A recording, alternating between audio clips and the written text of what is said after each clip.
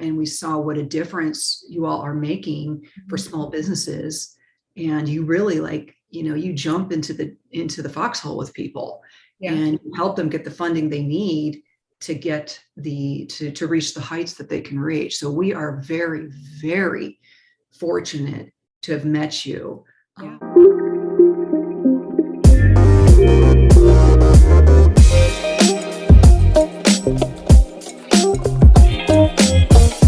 Today, we have Dr. Ramona Probasco, co-founder and inventor of inShield Wiper. Hi, Dr. Ramona. How are you?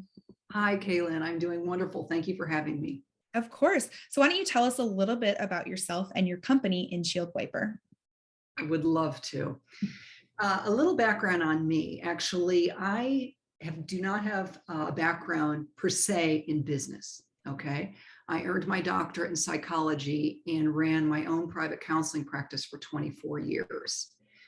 However, watching my husband, who was the inventor of inShield Wiper, I actually invented a glass cleaning solution a few years later, but he invented inShield Wiper. Here's our little example of it.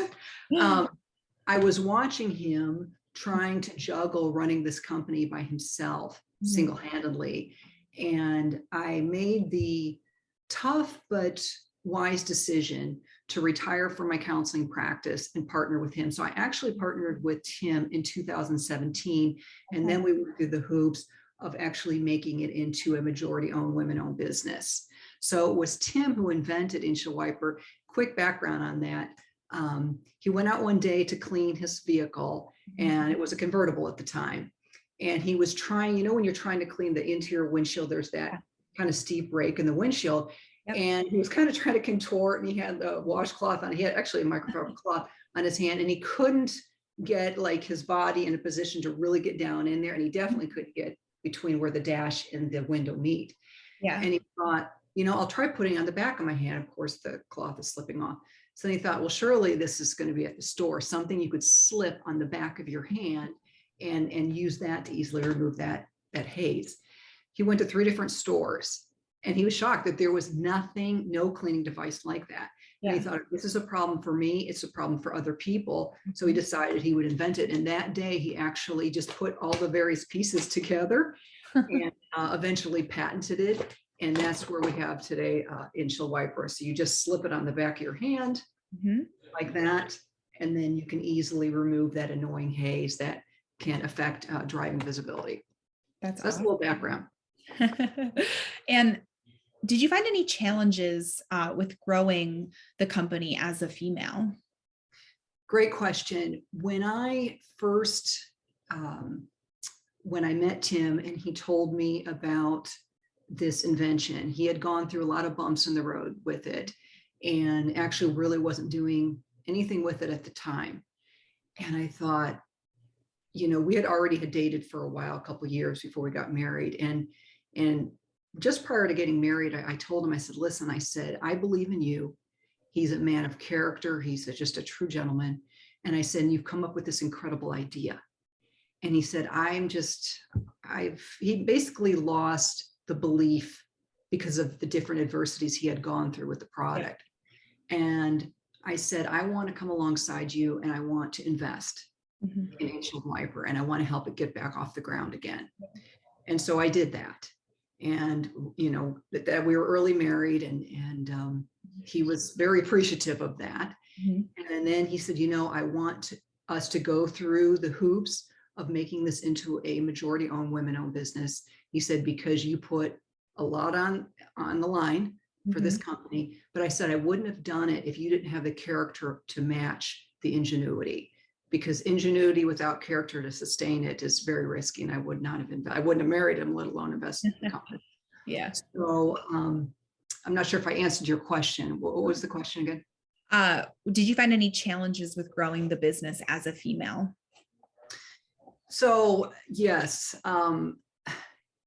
it was interesting because even though I had this extensive background running a private practice for 24 years, it was interesting stepping into this role as majority-owned, women-owned business. Yeah. What I mean by that is I wasn't always taken seriously by some men. Okay. And that wasn't all men, but it was some men. And there was a learning curve for some of them to realize that um, I have a very strong business acumen. Mhm. I'm a good leader, Mhm. but I don't have an MBA. That is not what my background was in.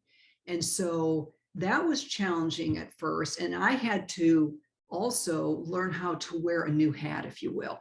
Mhm. I enjoy working with people. I developed, a certain amount of people skills working the profession I did for the length of time I did. Mhm. But stepping into a sales position, and not just sales, but a leadership role in a company that started just taking off. We were on QVC, and that's really, I mean, we just really skyrocketed on Yeah. QVC. That's where we uh, got our fame from, really was Mhm. from that particular show. But dealing with that aspect of being respected by certain men and earning their respect, Mhm. along with learning to wear a new hat of going from a world of psychology and working with people in the counseling arena to this very different kind of world. Yeah. There was a learning curve for me, you know, Mhm. but I wanted to learn and I was open to it. And Tim, my sweetie, my husband, Mhm. was very patient with me. He does have an MBA, so this was like not new for him. Yeah. But there was the challenge of getting on QVC, working, doing a lot of the middle of the night shows. Mhm. Early on, we did shows 2 in the morning, 3 in the morning. Mhm. You're flying to Pennsylvania, you're exhausted. You got to look alert doing a TV show. So there was that aspect of it. But really how I was able to truly connect is I said to Tim early on, I said, listen, I see you can't do this by yourself. Mhm. I made the decision I was going to retire. That was hard to leave something that you're used to. But I said to him, I said, I need to be able to do more than sell a product. Mhm. He said, well, what do you think you're going to need for you really to connect in the heart? And I said, I need to be able to connect it with an area that I had worked in for many years, and that was working with domestic violence survivors and their children. And so we came up with we put together, well, an attorney helped us, we didn't do it, but we Mhm. put together a foundation called the Healing Well and Living Free Foundation based on a book that I wrote on the subject matter. Okay. And with the Healing Well Living Free Foundation, our company gives a certain portion of our profits every year to domestic violence organizations across the US. So I said, if I'm able to connect where I feel like I'm Mhm. not only selling a great product, but I'm making a difference in someone's life in a very tangible level, Yeah. then I can partner with you. And that really was the catalyst that really helped me take off. That's awesome. That's really awesome. Did you find any challenges when it came to finding funding for the company? That's a great question. We have stellar credit, Mhm. but even though Tim and I both have very good credit, we were not able to get any funding through our personal bank, which Okay. we were shocked, but we weren't. Yeah. We were, however, able to get a small business loan, but that only carried us so far. Yeah. We needed additional funding. And it was actually one of our suppliers who has used Kick Further himself with his company. He said, have you guys ever heard of Kick Further? And we're like, wow, that's a cool name. No, we've never heard of such a company. And he told us about you. And we have a lot of respect for him. So that was the initial thing. We thought, well, if he's doing this, let's look into this. Yeah. And then we did our own research and we saw what a difference you all are making for Mhm. small businesses. And you really you jump into the foxhole with people Yeah. and help them get the funding they need to get to reach the heights that they can reach. So we are very, very fortunate to have met you. Yeah. Right from the beginning, Joe was awesome. He's just a go-getter. He's patient with answering all of our questions. It was Joe, Melissa, Stephen, and Heidi Marie, Mhm. the four of them that have really, we owe a huge thanks to them. And the Kick Further investors. I mean, they have just been great, the feedback we've Mhm. gotten through the comments and reviews that they've left on our company. We sincerely appreciate the investors who who believe in us and are willing to come alongside us. That's awesome.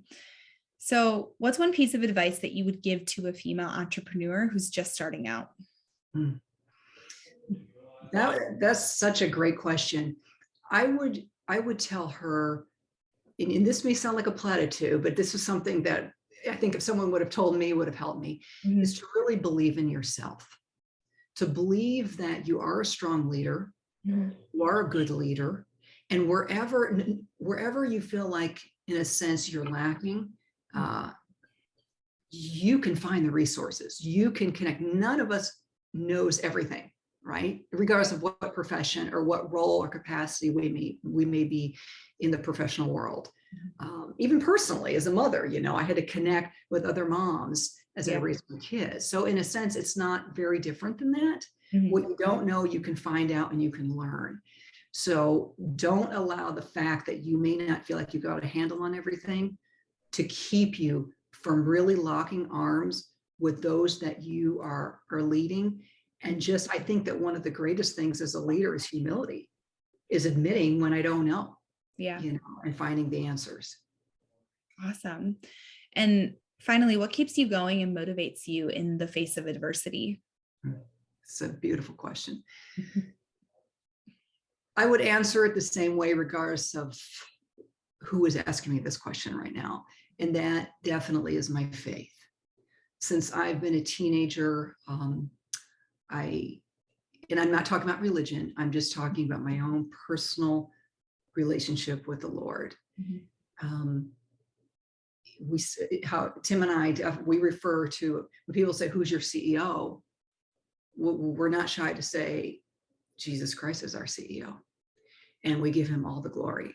And we Mhm. have this picture, you can't see it right now, in our office, but all throughout the day, we're like, Lord, what do we do? How do we do this? Because we know that we're limited in our capacity and in our wherewithal. And he brings people like Kick Further Yeah. and other wonderful people and organizations, the people that we work with. Tim and I are like, this is incredible. I mean, just stellar, salt of the earth kind of people. Yeah. So it's my faith that I've always turned to, and for encouragement, for belief that we can do it, for answers, for comfort, to deal with fear. That's always been my go-to. Awesome. So finally, where can we find inShield Wiper? Wonderful question.